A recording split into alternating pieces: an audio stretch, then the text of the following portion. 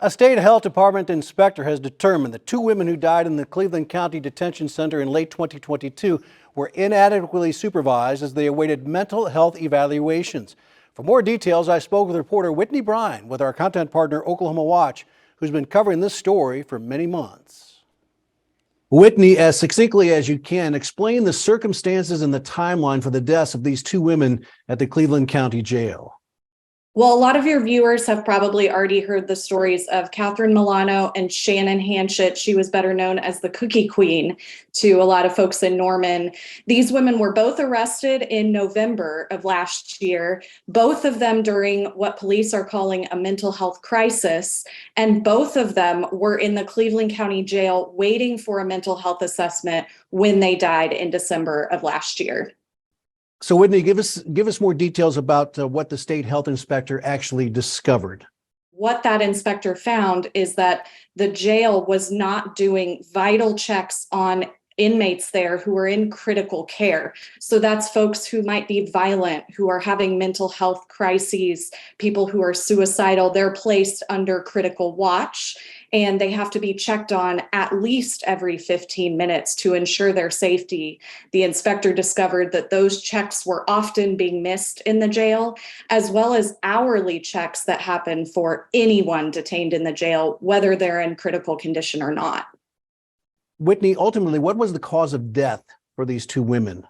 Well, the state medical examiner has not yet ruled on either Shannon or Catherine Milano's deaths. So at this point, we don't know why they died. We just know that they were both awaiting mental health assessments in the Cleveland County Jail when it happened. What are the inspector's recommendations for making sure something like this does not happen again? Well, the inspectors make very general recommendations for any violations that they cite at a jail in the state of Oklahoma. They have a sort of form, almost a copy and paste response. In this case of the missed checks, the recommendations were to interview any staff who were featured in those violations, people who missed checking on these detainees. In the case of Cleveland County Jail, they already have a policy that says people in critical care like Shannon Hanchett, like Catherine Milano, they need to be checked on at least every 15 minutes, and that wasn't happening. So it's really left up to the jail now to decide what, if anything, they're going to do about it. That's my next question. What are they going to do about it? What have they done, if anything? I realize there's some new leadership at the jail. What's the very latest there? Yes, Carrie Bryant took over as the jail administrator back in February. So this was after Catherine and Shannon died. It was also after the inspector came in and did the inspection, found some violations. He's not able to speak about any of the incidents that occurred before he took over in February, but he is looking very closely at the jail's mental health care.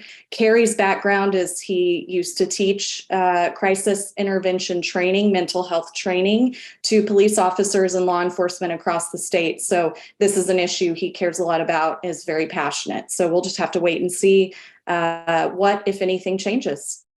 But at this point, no one has been held accountable for what happened here.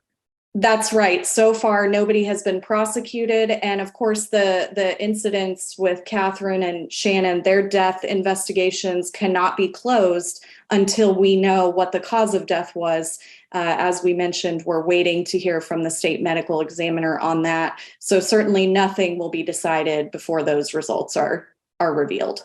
We're concentrating on one jail here, but overall, Whitney, does this appear to be an isolated incident, or do other Oklahoma jails have problems too? A lot of viewers probably also know about the problems at the Oklahoma County Jail. That's been ongoing for years, and that jail has been called one of the deadliest in the nation. So certainly Cleveland County is not the only problem we have here in the state of Oklahoma. In fact, I just spoke with the health department a couple of weeks ago, and so far in 2023, we have had 14 people detained in jails in the state of Oklahoma who have died just this year so far. Last year, it was more than 40 people who died in jails across the state. So this is certainly not an isolated incident. Those are alarming numbers. Whitney Bryan, reporter with Oklahoma Watch, is always excellent reporting. We appreciate your time. Thank you for having me on, Rich.